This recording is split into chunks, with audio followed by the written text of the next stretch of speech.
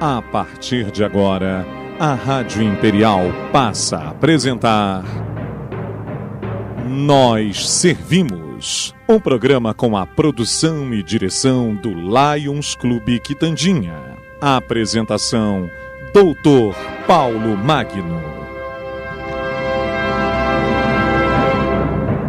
Bom dia, ouvintes da nossa Rádio Imperial. Aqui estamos mais uma vez com o nosso programa Nós Servimos, sob a chancela do Lions Clube Petrópolis Quitandinha. Hoje nós vamos bater um papo aqui. Quem quiser interagir, estamos aí. O nosso WhatsApp é o 988-360722. Estejam aí à vontade, porque nós vamos bater um papo aqui muito interessante com o Tenente Coronel Gil Kempers, secretário de Proteção e Defesa Civil de Petrópolis, que já foi comandante do nosso batalhão de bombeiros aqui em Petrópolis. Hoje, ele ocupa a parte da Secretaria de Proteção e Defesa Civil. É esse o nome mesmo? No momento ainda está a Secretaria de Defesa Civil e Ações Voluntárias, mas a gente vai fazer uma reforma, uma reforma, modificação do nome. Bom dia, Coronel. Tudo bem? Bom dia, Paulo. Tudo bem? Bom dia a todos. Tudo bem, graças a Deus. Coronel, qual é a sua formação? A formação inicial, né? Eu sou oficial do Corpo de Bombeiros, formado pela Academia de Oficiais. E eu tenho uma segunda graduação em Física, né? Então eu leciono aí em alguns cursos de engenharia. E o que me ajudou muito no processo de formação de alguns projetos na área de defesa civil. Então eu fui o diretor do CEMADEM Rio de Janeiro, e fui diretor do CESTAD, que é o Centro Estadual de Administração de Desastres. E lá atrás, em 2011, 2012, ajudei na instalação aí do sistema de sirenes. Então, o protocolo hoje, inclusive, em vigor aqui em Petrópolis, para acionamento das sirenes, foi feito pela minha equipe na época. Que legal. Nós tivemos o prazer aqui de entrevistar já o Tenente Coronel, quando ele era comandante do batalhão, do Corpo de Bombeiros, e foi realmente uma entrevista muito boa, que repercutiu muito. Qual é o foco principal da sua secretaria hoje? Então, num primeiro momento, eu comecei a fazer um trabalho junto com a equipe de resgatar o apoio da população à defesa civil, né? Então, assim, eu fiquei bastante preocupado. Eu recebi o convite do INGO na sexta-feira mesmo. No sábado, já teve chuva forte, já teve o acionamento de sirenes. Sim. E a equipe fez o acionamento das sirenes, e em algumas comunidades, né, muitas pessoas não saíram das suas residências para o ponto de apoio. Então, isso, para mim, eu fiquei bem preocupado, porque existe toda uma questão técnica que envolve o acionamento das sirenes. Então, a gente começou a resgatar isso. Por exemplo, desde essa semana já introduzimos de novo o boletim meteorológico, contratamos uma equipe de meteorologia, geotécnicos que fazem a avaliação. Então, vários processos já estão acontecendo. Então, a gente está revendo o protocolo de sirenes. O acionamento vai ser individual para cada comunidade. Então, cada comunidade vai ter o seu parâmetro. E aí porque às vezes chove mais num local do que no outro, exatamente. Né? Além disso, outros itens interferem nisso, né? A quantidade de argila do solo, a aclividade. Então, vários fatores influenciam no acionamento da sirene. Então, esse processo, quando ele foi startado em 2011, ele teve um protocolo inicial em que ele deveria ser avaliado e atualizado a cada ano. Por que eu falo isso? Porque o solo ele trabalha. Então, localidades que não eram de risco passaram a ser, e comunidades que eram de risco deixaram de ser. Mas como que deixa de ser de risco? Algumas pessoas saíram, as casas onde estavam na maior condição de risco deixaram de ser, o escorregamento já aconteceu. Então, situações que já eram de risco deixaram de ser ou diminuíram o grau do risco, e situações que não eram de risco passaram a ser. Então, essa equipe técnica vem refazendo vários protocolos. Então, por exemplo, a gente já iniciou um protocolo hoje da mudança do estágio operacional, já está em vigor, a emissão de alertas para a população que são mais assertivos. Voltamos a utilizar as sirenes para aviso de chuva forte, isso é muito importante. Então, assim, além do sistema de sirenes, a gente vem desenvolvendo outros sistemas, e a gente, nos próximos dias, vai divulgar isso para as comunidades que não têm sirene. Então, assim, a gente vai manter o protocolo de sirene e atualizar para as comunidades que têm, e para as comunidades que não têm sirene, a gente está desenvolvendo um sistema similar para que a população seja avisada na situação de chuva forte. Por que isso é importante, Paulo? Em todo lugar do mundo você vai ter situações de risco. Você vai no Japão, eu tive a oportunidade de visitar, existe tsunami. Então a população ela não é retirada do local de risco imediatamente, mas ela passa a ter um sistema que avisará a população. De monitoramento no caso, que avisa. No Chile a gente tem isso para terremotos. Então, no Brasil, especificamente aqui em Petrópolis, o nosso desastre mais iminente é a chuva. Então, o ideal é que as pessoas estejam preparadas e que elas entendam a importância dos avisos. Então, a gente vem divulgando os alertas com muita antecedência para que a população esteja preparada e, no momento da emergência, ela se desloque para o ponto de apoio. Então, a gente está refazendo esses estudos para que a população saiba a rota de fuga exatamente. A gente está revendo os locais de ponto de apoio, alguns pontos de apoio. Nós vamos falar sobre isso já. Ótimo, perfeito. Já. A Defesa Civil da nossa cidade já tem um número adequado de funcionários na sua equipe. Qual seria o ideal? Por quê? A gente hoje em dia consta com 53 funcionários. Esse número é ideal. E eu quero aumentar, principalmente para as equipes de primeira resposta. O que é a equipe de primeira resposta? Toda vez que o cidadão ele liga 199, ele não vai ligar 199 porque ele está chamando para um churrasco, porque ele está precisando. Então, a gente precisa diminuir esse tempo de resposta, assim como é no Corpo de Bombeiros, que esse tempo de resposta ele seja mais eficiente. A gente precisa dar um amparo para que a população se sinta resguardada. É nossa obrigação fazer isso, né? Uhum. Então, assim, eu quero aumentar a quantidade de equipes operacionais. Hoje em dia, a gente já conta com 2 equipes operacionais mais uma equipe de vistoria técnica. Então, hoje a gente já conta com 3 equipes diariamente. Eu quero aumentar no mínimo para 5 equipes, para que a gente consiga atender todas as demandas. Porque a Defesa Civil não vai atuar só na chuva, né?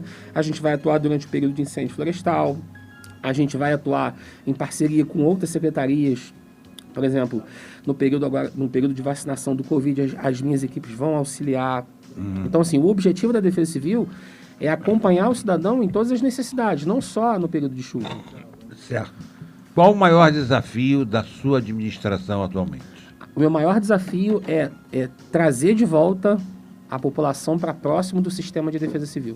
Então, assim, eu não posso entender defesa civil só uma secretaria isolada. Eu preciso do apoio... Da participação popular, né? Isso é muito importante. Em tudo. Então, a gente vem buscando vários processos. Por exemplo, uma das coisas que a gente já vai começar a fazer é montar um mapa dinâmico de informação. O que significa isso? Todo mundo hoje em dia gosta de postar nas redes sociais, né? Está chovendo, tira uma foto, enfim. A gente vai pedir que essa informação seja direcionada para a gente também. E a gente vai conseguir controlar ou acompanhar os volumes de chuva em toda a cidade. Então, assim, a gente já começou a montar alguns grupos de WhatsApp para que as pessoas informem, no meu bairro está chovendo, no meu bairro está chovendo. E a gente vai conseguir essa capilaridade da população. E aí, ninguém melhor do que o cidadão para conhecer a realidade do seu bairro. Sim, e repassar para a gente. Lá. Exatamente. Lógico, não resta a menor dúvida. Hoje a economia de Petrópolis cresce, apesar de muito lentamente, frente a outros municípios, inclusive na região serrana.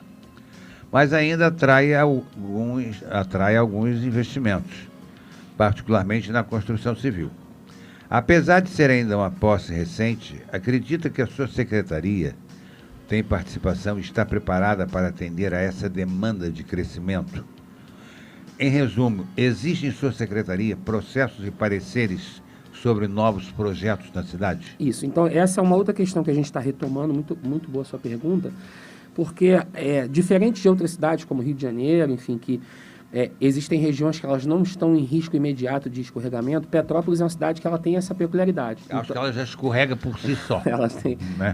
Tem regiões que não escorregam, mas alagam, e tem regiões que alagam e não escorregam. Então, assim, a construção civil, ela precisa de um parecer, ou pelo menos de um nada opor da Defesa Civil. Então, esse é um processo que a gente vai buscar junto com a Câmara dos Vereadores. Eu acho que isso é importante. E as novas construções, assim como as regularizações, elas precisam de um parecer da Defesa Civil, opinando positivamente ou negativamente, porque isso influencia em várias coisas. Exato, né? Então, exato. É você não permitir que as pessoas construam em local de risco. Então, é fundamental que as pessoas entendam isso. A gente entende todo um processo, a dificuldade na habitação, a gente sabe como é difícil, e aí eu tenho essa convivência de entender o que é morar numa área de risco. Eu sou de origem humilde, então eu morei em comunidade, eu sei o que significa isso, eu sei a dificuldade das pessoas com relação à habitação. E eu creio que você vai ter facilidade nesse sentido, porque você tem hoje, sentado à mesa da Câmara, um presidente que foi secretário de Meio Ambiente, exatamente, sabe muito bem o perigo que é a cidade de Petrópolis. Então, assim, né? Isso eu fiquei muito feliz esses dias por receber o apoio dos vereadores, então é muito importante isso, entender as necessidades da cidade. Então, eu já conversei com alguns vereadores, a importância desse processo político junto à Defesa Civil. Porque, assim, essa capilaridade, ela depende muito do dia a dia com o cidadão. Então, assim, a gente fez questão de retomar esse contato com as comunidades para que a população entenda a importância do que é a Defesa Civil aqui em Petrópolis. Diferente de outros municípios que, de repente, não tem tanta relevância, que você não vê o perigo imediato, nós vivenciamos isso. Então, assim, é impressionante quando você sobe numa comunidade. Ontem eu tive na 24 de maio, como as pessoas são sensíveis ao desastre. Então, assim, todo mundo conhece alguém que já participou, já esteve num evento de escorregamento, conhece alguém que já perdeu um parente, ou então alguma pessoa próxima em função das chuvas fortes na cidade. Então, essa sensibilidade, né, a gente costuma dizer que o ser humano ele aprende de duas formas, ou pelo amor ou pela dor. Pela dor, Então, em Petrópolis, infelizmente, as pessoas aprendem pela dor. Então, a gente precisa aproveitar essa predisposição da população em ajudar, em estar próximo da Defesa Civil. Eu já avisei isso mais de uma vez. Eu não faço nada sozinho, eu não sou melhor do que ninguém. Não, lógico. E eu estou disposto e disponível. Tem uma equipe que trabalha para disponível para que a população nos ajude, nos tragam ideias, nos tragam possibilidades. Ontem, a gente, na visita que a gente fez, a gente parou para ouvir as pessoas. Poxa, dá para fazer isso, dá para fazer aquilo, porque essa é uma troca importante, né? O governo é feito para as pessoas. Logicamente. De que forma, Gil, pode-se viabilizar o crescimento imobiliário numa região ambientalmente frágil como a zona de expansão de Petrópolis? Sua secretaria vai procurar agir em parceria com a Secretaria de Meio Ambiente, já que a sua secretaria é de prevenção e, portanto, deve prevenir eventuais problemas de danos da natureza, como enchentes, deslizamentos e outros, que acabam por ceifar vidas, além dos prejuízos decorrentes. Isso, exatamente. Em parceria com as demais secretarias, com a Secretaria de Obras, a Secretaria de Meio Ambiente, a gente vai buscar modelos já consagrados no mundo. Isso que eu estou comentando aqui agora, eu não estou criando nenhum modelo. Então, por exemplo... Na vida nada se cria, tudo se copia. O Japão já trabalha dessa forma. Então, existe uma diferença, né? Que eles têm uma estrutura montada para isso, né? E da própria população que obedece. Exatamente. Mas, de qualquer forma, eles já têm uma estrutura de governo, que lá eles chamam de Ministério da Terra, onde toda essa estrutura vem montada para que esse desastre não venha a ceifar vidas. Então, vamos trabalhar em parceria com as demais secretarias para que a gente estabeleça um processo em que você evite uma construção numa situação de risco. Ontem eu fiquei muito feliz de estar na comunidade e ver as pessoas participando, ver as pessoas preocupadas com o próximo. Isso é fundamental. A gente vê pessoas dedicadas em ajudar o próximo sem receber nada em troca. Isso, para mim, é fantástico ter essa vontade. Eu acho muito legal, aliás, foi uma feliz indicação não, uma feliz designação de você para secretário do nosso prefeito, porque realmente você é uma pessoa que conhece, que tem conhecimento acerca da matéria. Colocar pessoas que não têm conhecimento da matéria numa secretaria que talvez as pessoas não deem a devida importância que tem a Secretaria de Defesa Civil, realmente a coisa desanda. Ô Gil, como evitar que o desastre seja um artifício de corrupção utilizado pelo mau gestor público? Sua liberação de verba. Então, assim, eu acho muito importante, e aí algumas pessoas reclamam da Lei 8666, porque emite uma morosidade no processo, que é uma tramitação normal para se evitar processos dessa natureza, mas o principal formato para que isso se torne o mais claro possível é a transparência. Então, assim, todos os gastos que a Secretaria fizer e todos os empreendimentos e projetos, a gente vai deixar isso disponível ao cidadão. Então, assim, a minha preocupação é que a população seja parceira e a população próxima da Defesa Civil, ela vai acompanhar todos os processos. As ideias, elas devem surgir para beneficiar a população. Sim, então, esse é o nosso principal foco. Ontem mesmo, eu estava lá na comunidade e eles falaram assim, poxa, comandante, a gente viu um ponto lá que seria necessário fazer uma obra de contenção, então assim, a gente já vai sentar com a Secretaria de Obras e traçar esse planejamento.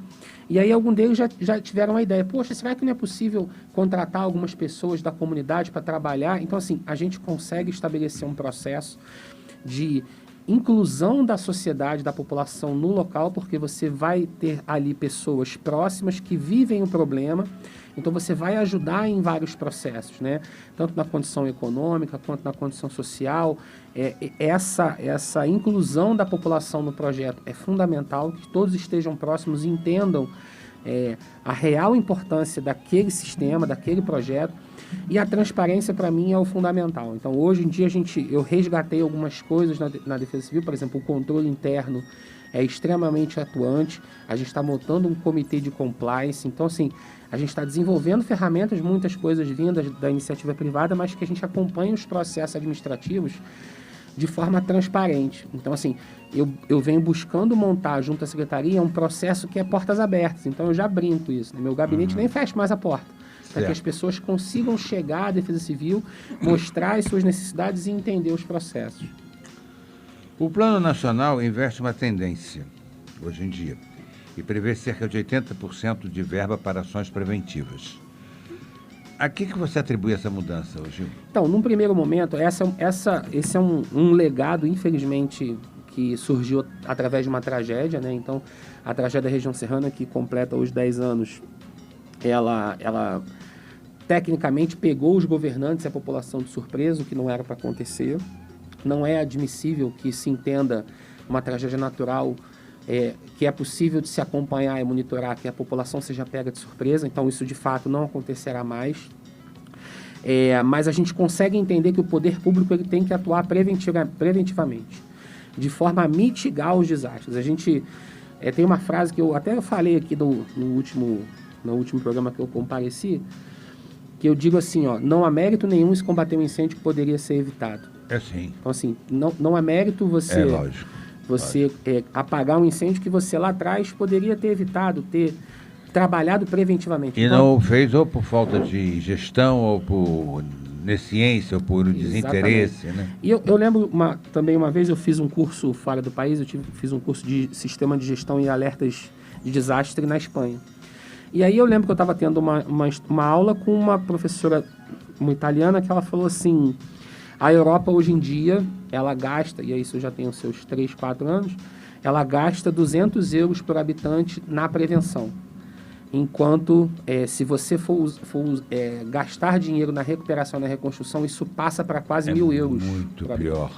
Então, assim, essa cultura da prevenção, ela começou a iniciar com a Lei 12.608 lá em 2013, para a gente entender o sistema de defesa civil como algo para se prevenir, gastar menos e preparar a população. Então, assim, isso é muito interessante. Esse é o projeto.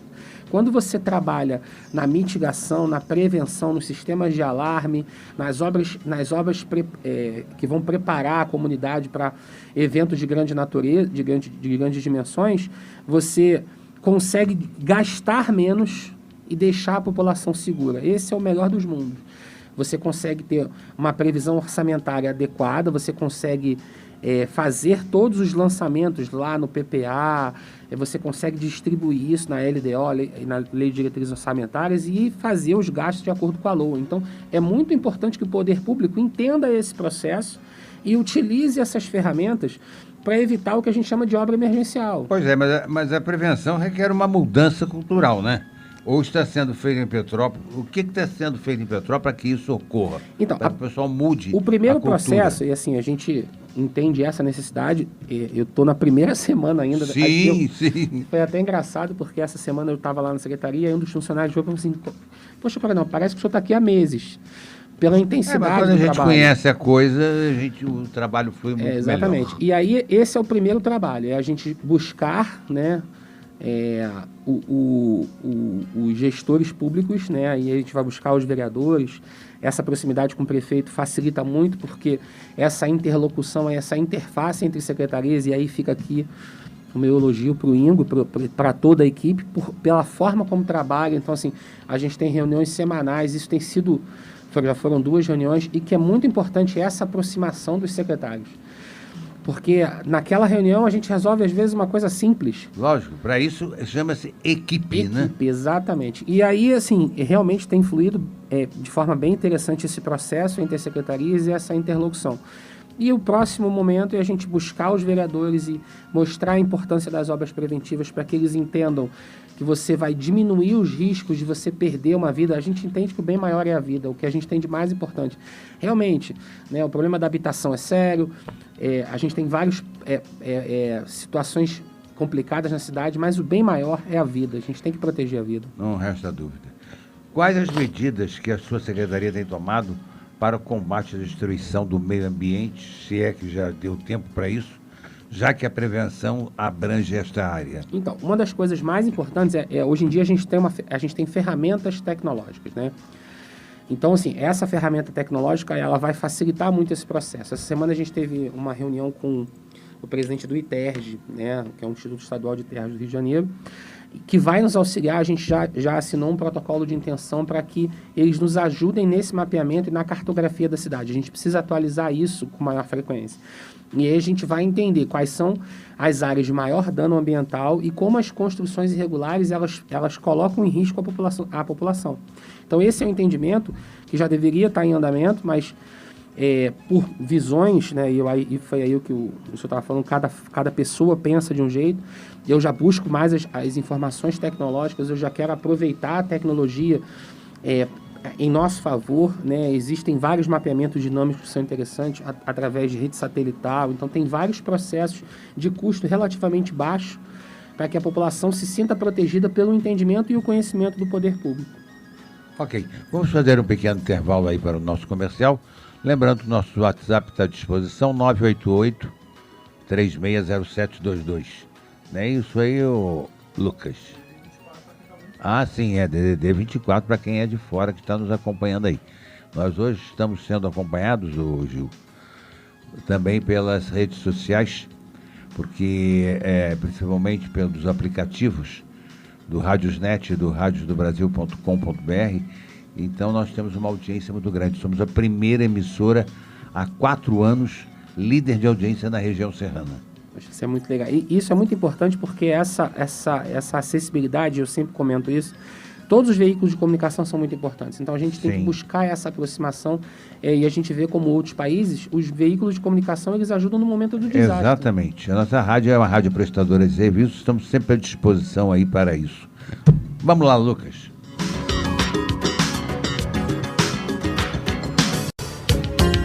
Bom, ouvintes, estamos voltando para o nosso segundo bloco aqui. Estamos entrevistando hoje o secretário de Defesa Civil de Petrópolis, o tenente-coronel Gil Kempers. Ô Gil, na sua opinião, quais são os maiores problemas ambientais da nossa cidade e o que seria preciso fazer para prevenir ou minimizar ou acabar de vez com esses problemas? Assim, hoje o que eu percebo mais complexo, principalmente no que tange às ações de defesa civil, são as condições de rios na cidade, né? A questão de dragagem, a questão de estudo, o estudo desses rios para que você consiga ter um dimensionamento correto da calha, né? Para que as áreas de alagamento, que efetivamente são processos naturais, eles venham a minimizar os impactos no caso de chuva forte à população. Então, assim, essa é uma preocupação que eu já conversei com algumas pessoas fora do nosso município para pensar projetos para minimizar danos com relação aos rios. Então, assim, eu vejo muito claramente, aí todo mundo já sabe, assim como a Coronel Veiga, outros pontos ali na Montreal, chegando em Correia, são locais que normalmente alagam e você precisa trabalhar isso de forma preventiva para você evitar que pessoas se coloquem em condição de risco. Então, existem vários processos, mas esse é um que me salta muito aos olhos. Perfeito. A gente fica entristecido de ver a população jogando o lixo dentro do rio. A gente vê sofá, pneu, vê geladeira, vê não sei o que, vê móvel. Ô, gente, a água devolve, não tem jeito. Esse é um processo que, assim, esse é um processo educacional, né? Eu falo isso porque eu acho que a maior diferença que eu senti quando eu tive fazendo um curso no Japão foi como a população entende os processos públicos, né? Eu lembro que essa é a maior diferença. No Japão eles falam assim, ó, a rua é pública, significa que a rua é de todo mundo é responsável pela rua. Lógico. E aqui no Brasil a gente tem uma visão diferente, a rua é pública, joga onde esse lixo, joga na rua que é pública. Pois é, Então, mas... essa é uma diferença na forma de É o que pensar. eu sempre me debato, abrindo um parênteses aqui na nossa entrevista, da destruição das latas de lixo, das cestas de lixo aí na rua. Porque a gente anda quilômetros e não acha uma mais. O prefeito tem que tomar uma providência aí, eu sei que ele entrou agora, mas a gente já começa cobrando. Exatamente. Né? Já começou. Tem que repor essas cestas de lixo, porque a gente anda vários metros e não se encontra uma. Porque a população sem educação quebra essas latas de lixo. E eu fico irado de ver. Eu assisto isso do meu apartamento. Fico revoltado de ver. A gente precisa mudar esse entendimento do que é público. Exatamente, o que é público é de todo mundo. A gente paga, sai do nosso bolso isso. Exatamente. Destruir, você está tirando do teu bolso. Por isso que eu sempre comento isso, né? Uma das reuniões que eu fiz essa semana com a nossa equipe foi justamente isso. Nós somos servidores públicos. Exatamente. Então, a gente tem que, desde o primeiro atendimento, desde a ligação telefônica até o primeiro atendimento na residência, até o atendimento em conjunto com as demais secretarias, eu vou primar sempre pela educação, pela responsabilidade. Olha aqui, eu tenho um recado aqui de uma ouvinte nossa que mandou: bom dia, quero comunicar que a nossa comunidade São João Batista, na Duarte da Silveira, tem ponto de apoio, o nosso salão da igreja São João Batista, e também a escola, ok? Secretário Gil, se quiser e puder, venha conhecer o nosso local. Eu, Juraci, tenho as chaves e sou responsável por esses espaços. Ótimo, obrigado. ótimo, Aí, ó. Isso é muito importante. Essa participação popular é muito importante. O que eu já combinei com a equipe, né? A gente fez um cronograma de visitação e vai acompanhar todos os pontos. Então, assim, a gente vai comparecer. Ontem a gente fez a equipe, né? Eu participei de uma visita, mas foram 3 visitas, já às comunidades, pensando no ponto de apoio, na rota de fuga. Por exemplo, eu tive uma surpresa, e aí realmente é um processo que estava em andamento. No sábado mesmo, quando foram acionadas as sirenes e que os pontos de apoio foram abertos, eu fui questionado, e de forma muito justa e inteligente, se existiria máscara e álcool gel para todo mundo que for no ponto de apoio. Então, assim, num primeiro momento, quando a gente estava na operação, a gente eu confesso que não lembrei. Realmente. E aí, o que é importante nesse momento? Salvar a vida. Exatamente, mas esse é um processo que a população participa. E aí a gente já, no segundo momento, no próprio sábado, a gente já conseguiu disponibilizar isso através da Secretaria de Saúde, com o apoio do Corpo de Bombeiros. Então, assim, é uma coisa que eu sempre comento: eu sou bombeiro e eu estou secretário. Então, assim, uma vez bombeiro, sempre bombeiro. Então, assim, o Corpo de Bombeiros foi fundamental nesse processo. Eu liguei para o comandante, Tenente Coronel Luiz Diogo, falei: Diogo, me ajuda, preciso de uma parceria. Então, ele foi, assim, super educado, super prestativo. Então, isso é importante, né? Que todas as esferas de governo, federal, estadual, municipal, estejam próximas, porque todos nós trabalhamos para um único cliente, que é o cidadão. Exatamente. Hoje, quais os principais avanços em termos de prevenção e de defesa civil que nossa cidade planejados para o futuro de Petrópolis? Então, no primeiro momento, de cara, a gente já começou um processo, né? Então, essa semana a gente já deve instalar o primeiro piezômetro, né? E aí as pessoas já me perguntaram... Piezômetro. Piezômetro. Isso. Só para as pessoas entenderem. Que é isso? No começo do sistema de sirenes, a gente precisava de uma leitura rápida do volume de chuva, né? Então, foram instalados os sistemas de sirene e associados a ele pluviômetros. Ou seja, o pluviômetro mede a quantidade de chuva. Só que nem toda a quantidade de chuva infiltra no solo. Parte da chuva, ela bate no solo e escorre, parte da chuva infiltra no solo. Então, o processo ideal, e aí a gente vai ser a primeira Defesa Civil do Estado, e eu acho que uma das primeiras do país, a usar o piezômetro associado ao sistema de sirene. O que o piezômetro faz? Ele mede a quantidade de água infiltrada no solo. Então, ele é um aparelho que é usado na engenharia. Então, como eu leciono no curso de engenharia, esse é um processo que a gente já utiliza lá na engenharia. Ele é um aparelho relativamente barato, a gente está falando de um piezômetro aí em torno de R$2.000. E a gente vai instalar em determinadas comunidades, que elas são comunidades piloto, que elas serão utilizadas de estudo. E esse piezômetro a gente vai conseguir melhorar a leitura do dado de chuva. Ou seja, eu vou conseguir ter uma assertividade maior com relação ao acionamento das sirenes, para que as pessoas, quando efetivamente acionadas as sirenes, as pessoas saiam, porque já é o momento do escorregamento. É bom que a população que esteja nos ouvindo saiba disso. Tocou a sirene, sai fora, cara. Exatamente. Mas eu vou perder minhas coisas. Não interessa se você vai perder as coisas, não. Bem material a gente consegue de uma forma ou de outra. Agora a vida é o dom mais precioso, essa não tem volta.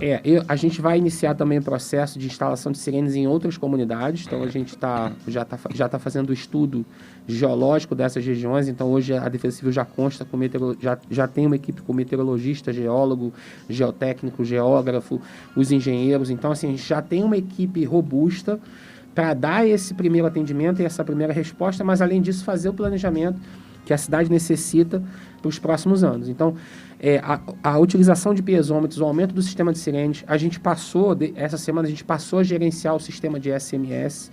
Então, esse é um projeto que a gente começou lá atrás, enquanto eu estava no estado, o SMS gratuito. Né? Então, a população se cadastra através do 40199, manda uma mensagem de texto com seu CEP e ela começa a receber os alertas e as informações da sua região. Então, até a semana passada, esse sistema não era gerenciado pelo município, ele era gerenciado pelo governo federal e pelo estado. Por que é tão importante que esse sistema seja mexido, seja utilizado pelo município? Porque quando o estado ou o governo federal emitiam um alerta para Petrópolis, esse era um alerta genérico para Petrópolis toda. Mas quem mora em Petrópolis sabe que, por exemplo, está chovendo em Itaipava, aqui mas não cai uma gota aqui. Já tivemos isso. Exatamente. Então a gente está conseguindo agora emitir os alertas por região. Então, eu tenho uma previsão de chuva forte no primeiro distrito, eu não preciso mandar um SMS para Itaipava, eu não preciso mandar um SMS para Posse. Então a gente consegue ter um grau de assertividade maior. As pessoas que moram em comunidade estão percebendo esses últimos dias o aviso de chuva forte. Então, a meteorologista, acompanhando os modelos numéricos, as imagens de radar e as imagens de satélite, ela consegue, no intervalo de tempo muito curto, emitir um alerta que nas próximas horas, em 1 hora, em 2 horas, a gente vai ter chuva. Então a população já não é mais pega de surpresa. Exatamente. Então a gente, através das redes sociais, através do veículo de imprensa, a gente já fornece à população a informação do estado de atenção. O que significa isso, Paulo? Que é uma coisa simples. Eu moro numa rua em que alaga. Essa rua historicamente alaga. Meu carro está parado num ponto onde historicamente alaga. Se eu informo que vai chover forte nas próximas horas... Tira o carro dali, Tira o carro dali. Senão o carrinho vai morrer afogado. Exatamente. Então, essas são atitudes preventivas. É lógico. Que a população... E aí, são processos que começaram a acontecer agora. Vou dar um exemplo disso. A gente tem um indicativo de chuva forte. Né? Automaticamente a minha equipe já faz contato com a CPTrans e já deixa disponível ali, reservado, as equipes para fechar a Coronel Veiga. Por quê? Para que um turista que venha passar, que não conheça a cidade, está passando ali na Coronel Veiga, uma pancada de 40 milímetros, 50 milímetros no Quitandinha, a gente sabe que vai alagar. Com certeza. E aí essa pessoa vai estar em risco e esse risco pode ser minimizado e evitado. Aquele rio ali da Coronel Veiga, eu digo que se todo mundo da rua tocar descarga ao mesmo tempo, ele tremboca. Nós temos em Petrópolis algumas áreas que estão sofrendo degradação, áreas estas suscetíveis de desertificação. Temos recebido reforço na sua estrutura de governança ambiental, priorizando ações para o aprimoramento do licenciamento ambiental e para a aplicação de mecanismos do uso sustentável dos recursos naturais, incluindo a adequação ambiental dos imóveis rurais. Estamos em Petrópolis utilizando-nos do planejamento do uso da terra, o licenciamento ambiental e a fiscalização do uso da terra, a fim de evitar, reduzir e mitigar a degradação da terra? Esse é um ponto excepcional, né? O planejamento urbano hoje é uma das principais ferramentas mundiais, né? O Brasil ainda não tem um entendimento global do que é isso e da importância disso, né? Se a gente entender o planejamento urbano como uma ferramenta de evitar desastres, a gente consegue, num longo prazo, e aí isso já deveria ter sido feito há 20, 30, 40, 50 anos, para que você entendesse a cidade como um mecanismo. Esse né? é o problema. Então, assim, esse é um processo em que a Defesa Civil ela tem que ser parceira das demais secretarias e do entendimento da população, porque a construção irregular ela está colocando em risco a própria pessoa. Né? Então, assim, por mais que a gente entenda a necessidade de moradia, a gente entende que é uma necessidade básica do cidadão poder morar, mas ele poder morar numa condição de risco acaba sendo ruim para todo mundo, porque em algum momento ele vai passar por uma dificuldade. E vai colocar os outros em dificuldade. Eu tive uma experiência, Paulo, que eu trabalhei na Defesa Civil de Caxias por 2 anos. E eu lembro que a gente teve uma demolição em um determinado imóvel numa comunidade, em que a gente foi fazer demolição, e aí o cidadão não queria sair, não fez de tudo, ligou para um, ligou para outro, e aí ele conseguiu, né, através de contato com algumas pessoas, etc. e tal, que não acontecesse a interdição. E aquilo me doeu muito, porque no verão seguinte a gente voltou na mesma localidade para pegar o corpo da esposa e do filho, da filha dele. Então, assim, ele construiu, ele manteve a construção, e depois a gente teve que voltar lá para fazer a busca do corpo da filha, do filho. Aí a responsabilidade das pessoas, então, assim, às vezes, é muito grande. As pessoas não entendem. E aí eu me coloco agora como bombeiro, né? A dor que é para uma equipe de bombeiro. Lógico, fazer a busca de um corpo e dar essa notícia, dar esse retorno para a população. A gente de ver, de assistir isso, já fica condoído, imagino vocês.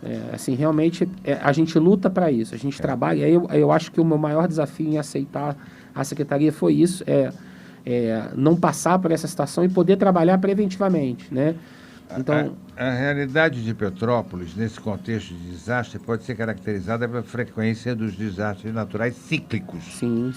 Especialmente as inundações e um crescente aumento dos desastres humanos, devido ao crescimento urbano desordenado, às migrações internas e ao fenômeno da urbanização acelerada sem a disponibilidade de serviços essenciais.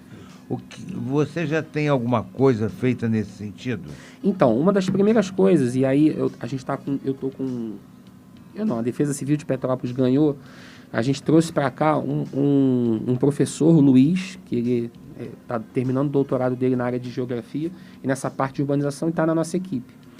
Então, a gente está começando a pensar a cidade como um todo, como um organismo vivo, e entender os processos, como você falou, de migração, de urbanização junto às comunidades. Então, esse é um processo que ele tem que ser estudado como um todo, em conjunto com todas as secretarias. Por quê? O que é feito hoje, ele não vai refletir imediatamente na população, mas ele vai refletir daqui a 10, 15, 20 anos. Então, assim, esse processo do planejamento urbano, ele tem que ser contínuo.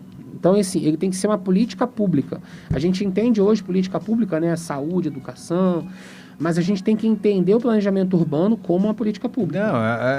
Inclusive o problema de mobilidade urbana, que é um problema seríssimo hoje na cidade também. Exatamente. Então, assim, a Defesa Civil ela vai ajudar nesse processo. Então, assim, todos os estudos, existe um conselho que é a ideia do conselho do estudo do meio ambiente, né? Aqui, é um conselho. E um dos conselhos que eu quero buscar agora, junto com o INGO abrir, é o conselho de redução de risco de desastres, né? A gente está pensando em abrir um conselho de defesa civil e uma das câmaras temáticas é justamente essa, a redução de risco de desastre. A gente já sabe que existe um planejamento na cidade, mas a gente tem que buscar o entendimento de outras áreas para que isso seja interdisciplinar, né? Eu sei que num primeiro momento o viés foi um viés econômico, né? Foi um viés de sustentabilidade, enfim. E agora a gente tem que buscar as ações voltadas para o que a gente entende por necessidade de defesa civil, né? O que estamos fazendo em termos de prevenção de desastres? Então, num primeiro momento, o sistema de sirenes ele já estava funcionando, então isso é uma ferramenta muito importante, mas a gente precisa fortalecer os NUDECs. Então, assim, os núcleos de defesa civil nas comunidades, eles são fundamentais. Durante um tempo agora eles passaram a ficar numa condição secundária, mas esse é um processo que ele tem que funcionar como um todo. Então, no primeiro momento, a gente vai iniciar agora a ampliação do sistema de sirenes, aumentando a quantidade de sirenes, e algumas comunidades, é só para você entender, as sirenes elas são sempre instaladas nas comunidades que a gente chama de risco 4. Tá? Só que existem comunidades com risco 3, 2 e 1. Então, as comunidades com risco 3 e risco 2, que inicialmente não serão contempladas pelo sistema de sirenes, a gente está pensando em processos similares para que a população seja alertada numa condição de emergência. 1, 2, 3 e 4. 4 é o nível mais elevado. 4 é o nível mais elevado. Estamos preparados para emergências e desastres? Sim. Assim, a primeira resposta hoje, ela já melhorou muito. Então, a gente contratou uma equipe técnica para trabalhar nas situações que envolvam condições de engenharia e também uma equipe operacional que ela vai dar a primeira resposta junto com as demais secretarias. Então, uma dessas reuniões com os secretários, a gente afirmou um protocolo muito próximo com a assistência social, com a saúde, com a educação, porque a maioria dos pontos de apoio são escolas, né? Então, esse processo está muito afinado. E a Secretaria de Educação tem nos ajudado, de saúde tem nos ajudado. Por quê? Os pontos de apoio agora terão, durante o acionamento, um membro da Defesa Civil ou da Saúde, um da Assistência Social, e eles vão trabalhar em equipe, para que a pessoa seja acolhida no ponto de apoio, ela se sinta protegida. Dentro dos protocolos que hoje nós estamos vivendo. Exatamente. Né? Então, assim, a ideia é que a população se sinta protegida e acolhida. Então, é fundamental esse entendimento. Não é mais um ponto de apoio aberto que a pessoa vai e fica lá largada, não. A ideia é que a população se sinta acolhida. Essa é a ideia, o acolhimento. Durante o período de alerta, de que forma a Defesa Civil vem respondendo a essas ocorrências nos bairros mais atingidos? Então, essa foi uma mudança muito importante, né? Então, assim, a gente aumentou, eu reduzi no período de chuva agora algumas atividades administrativas da Defesa Civil e aumentei a quantidade de equipes de atendimento justamente para isso, para que a população tenha um atendimento imediato, ou então, assim, com um intervalo de tempo muito curto, porque às vezes você tem mais de uma ocorrência simultânea e às vezes é uma vistoria apenas, mas que esse atendimento ele seja feito no mesmo dia. A população precisa sentir o apoio da Defesa Civil no caso de uma emergência.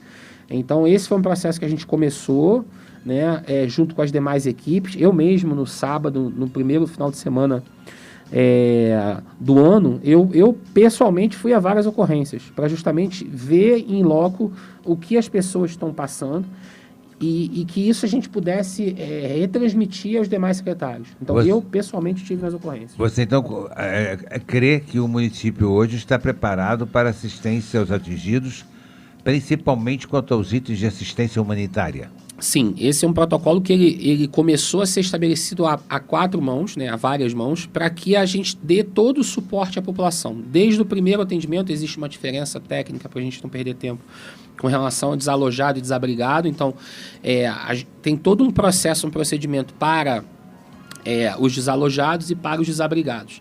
Então, assim, isso a gente foi aproximando as secretarias e melhorando essa interlocução para que a pessoa que é afetada numa situação de emergência, de uma calamidade, ela tenha uma resposta imediata. Então, isso já está sendo feito.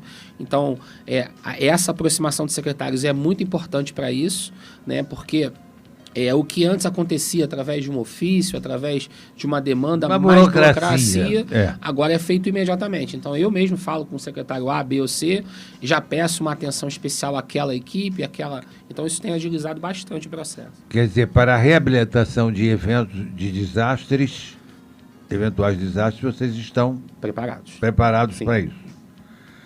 Quanto à localidade de Cuiabá, que 10 anos se passaram e pouca coisa ali foi feita, por que tantas famílias ainda não tiveram resposta quanto à situação já decorridos 10 anos daquela terrível catástrofe? Aliás, o secretário, eu sei que não é sua culpa, não estou lhe querendo imputar isto de jeito nenhum, mas o que foi realmente efetivado, realizado em Cuiabá? Então, são várias demandas de várias secretarias que convergem para esse ponto, né? A Defesa Civil, ela teve um papel ali de fazer o monitoramento e evitar que eventos similares aconteçam ali. Então, hoje o Vale do Cuiabá funciona com o sistema de sirenes. Durante um tempo ele ficou desligado, então assim, ele foi religado e já está funcionando normalmente. E a gente está buscando agora, a gente tem uma NUDEC muito atuante, e a gente já está começando a desenvolver protocolos junto à comunidade. né, para que a gente trabalhe preventivamente em conjunto com a população. Então, assim, eu não tenho como responder pelo que passou, mas eu posso, hoje em dia, garantir que vários processos que não foram montados hoje, eles vão sair do papel.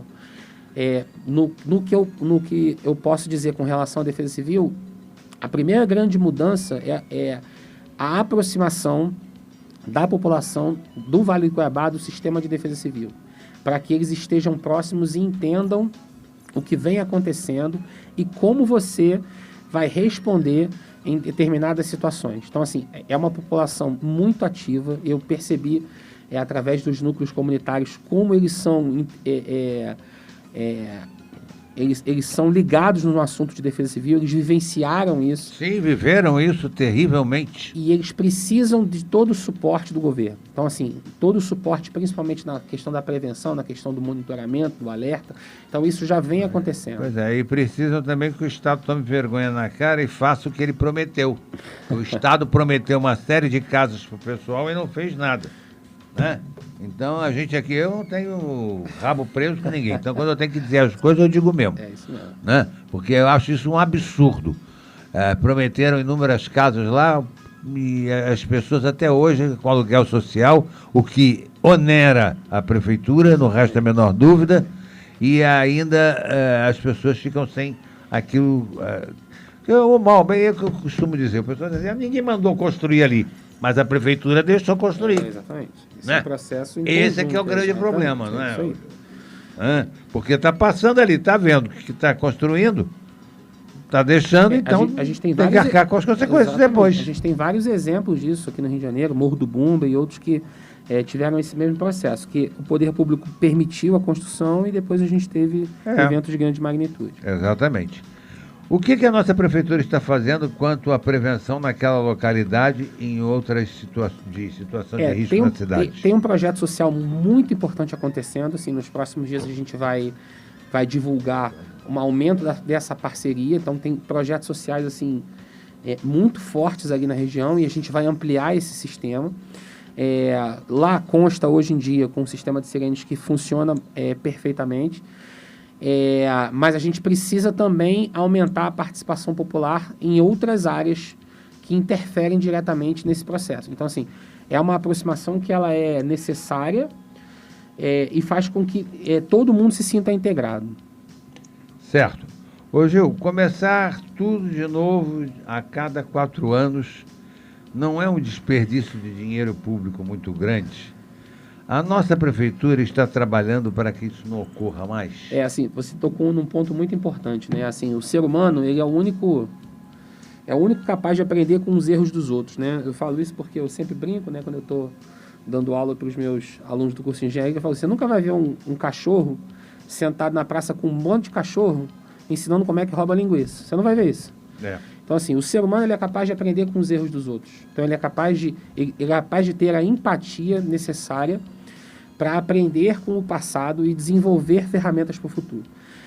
Infelizmente, às vezes a política ela faz com que esses processos demorem, ou então que eles sejam retroagidos em função de interesses pessoais. E a gente não pode permitir isso. Porque a gente não está falando aqui de uma política pública que ela vai aumentar uma condição não tão importante. A gente está falando de vida humana, a gente está falando de um processo que ele precisa ser continuado.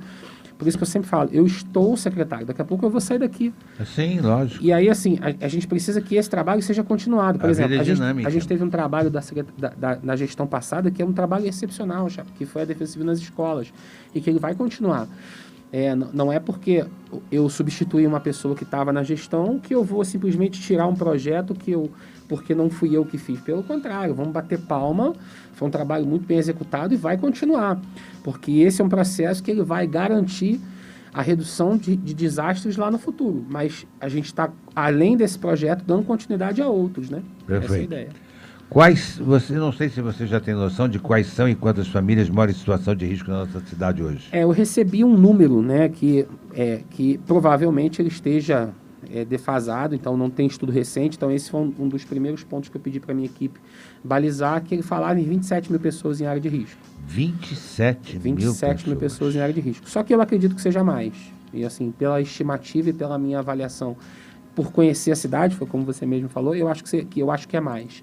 Por que a gente fala isso? Localidades que o solo, né, o trabalho do solo ele é dinâmico. Então, a gente teve uma chuva forte hoje, a gente teve uma chuva forte ontem, a gente teve uma chuva forte, a gente vai ter mais 4 dias de chuva forte, eu vou dar um exemplo. O solo, ele tem uma estrutura mecânica, né? Então, ele pode ceder, ele pode começar a rachar, ele pode afundar em um determinado ponto. Então, esse processo é um processo contínuo. Então, regiões que, no mapeamento que foi feito em 2017, não eram condições de risco, nós estamos em 2021. Então, assim, fatalmente, regiões que não eram de risco passaram a ser. Então, além do mapeamento que será feito, a gente precisa que a população acompanhe isso. Eu passo ali pelo piquenique, não sei se você conhece ali a região do piquenique, olho ali para aquilo ali. Cara, eu tenho medo. Mas eu tenho medo, porque aquilo ali tudo, há pouco tempo atrás, era tudo verde. Tudo verde, isso aí. E hoje você não vê um verde, só vê casas. A gente comenta a importância disso, por quê? Porque essa construção, essa urbanização, ela traz prejuízos. Porque um dos primeiros, e que as pessoas não percebem, você tinha uma área de verde com terra que absorvia água, né? E você impermeabiliza o solo. Quando você passa um asfalto ali e você constrói, aquela quantidade de água que infiltraria no solo de forma espalhada, ela vai deixar de infiltrar e ela vai escorrer. Vai descer para algum lugar e vai procurar caminho. Exatamente. Ô, Gil, o que cabe ao município, ao Estado e à União quando se fala em prevenção e reparação na área de defesa civil? Excelente pergunta, né? A Lei 2.608, ela deixa bem claro qual é a função de cada órgão, de cada ente nas ações de defesa civil. Então, cabe ao município sempre a primeira resposta e a atuação direta à população. Então, é muito importante que é claro que num evento de grande magnitude, né, todos os órgãos vão trabalhar de forma integrada, o governo federal, o governo estadual, o governo municipal. Mas é o governo municipal que é responsável pelas principais ações preparatórias e mitigatórias junto à população. Então, tecnicamente, é o município que entende as reais necessidades da população e o entendimento dessas reais necessidades vão gerar as políticas públicas necessárias para você evitar o desastre. Então, por isso que é importante que essa sequência governamental ela se dê independente da ação política, né? Porque a nossa principal preocupação é salvar vidas. Exemplo, eu daqui a pouco vou estar saindo, vai chegar um novo secretário, eu vou sentar com ele e falar, secretário, a gente fez esse processo, continua daqui. Exatamente, esse que é o problema, é a continuidade que deve ser feita. Exatamente. Não a interrupção, ninguém é dono da verdade, mas a gente tem que saber olhar com olhos de ver. Exatamente, né? Exatamente. Senão então, não adianta. Esse é um processo que ele tem que ser continuado. Eu não posso achar que o que eu estou fazendo hoje é o melhor, é o mais importante, e não é. E a gente tem que entender que esse é um processo que ele tem que ser continuado, porque é o principal interessado nisso. Né? A pessoa mais importante nesse processo todo é o cidadão, não o secretário, o prefeito. Nós trabalhamos aqui pela população. Hoje eu queria agradecer muito a sua participação aqui no nosso programa, mais uma vez, que enriqueceu muito aí. E queria deixar aí os nossos microfones para a sua despedida e para os seus pedidos que você queira fazer à nossa comunidade de Petrópolis para que obedeçam aos protocolos da Defesa Civil, que escutem os alarmes. Eu quero parabenizar pelas sirenes estarem tocando antes. Eu achei isso sensacional, porque depois da casa caída não adianta correr. Exatamente. Né? É correr, é sair do lugar antes da coisa piorar. Então, Paulo e ouvintes, em primeiro lugar eu queria agradecer o espaço, é importante que a gente consiga divulgar o trabalho e mostrar para a população o quanto a gente vem trabalhando, porque às vezes é um trabalho silencioso, né? As pessoas não veem esse trabalho que acontece no dia a dia.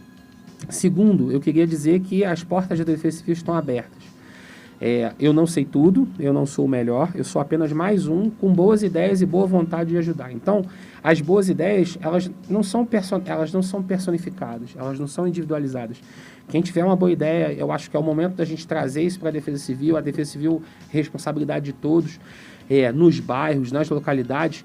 Traga o seu projeto, traga a sua ideia. Ontem mesmo, eu estava nessa comunidade que a gente foi, Eu achei uma ideia excepcional de coleta de lixo, e aí uma ideia de compostagem para você melhorar, a reduzir a questão de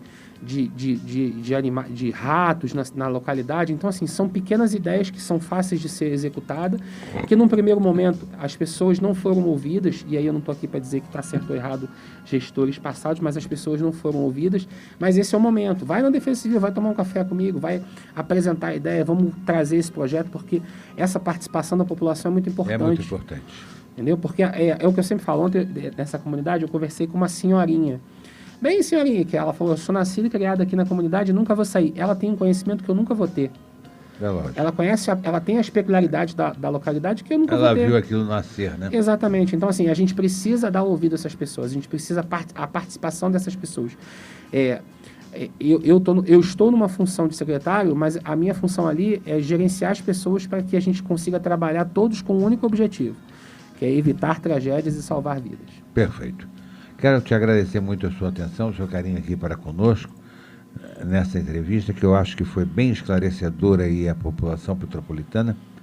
Agradecer a participação da Sônia Este, do Centro, da Norina do Vale da Vila Militar, Antônio Carlos da Joaquim Gomes Soro, da Célia da 13 de Maio, Marco Antônio das Pedras Brancas, Ronaldo da Castelânia, Héctor do Alto da Serra, Marilene da Rua Tereza, a Juracida Duarte da Silveira, que inclusive nos mandou aí aquele recado aí da disponibilidade lá da comunidade para os desastres naturais, o que eles estão fazendo lá no bairro da Duarte da Silveira, muito legal. Agradecer aí a participação da Eunice, que também está aí nos parabenizando e a você também, Gil, por nos brindarem com esta entrevista,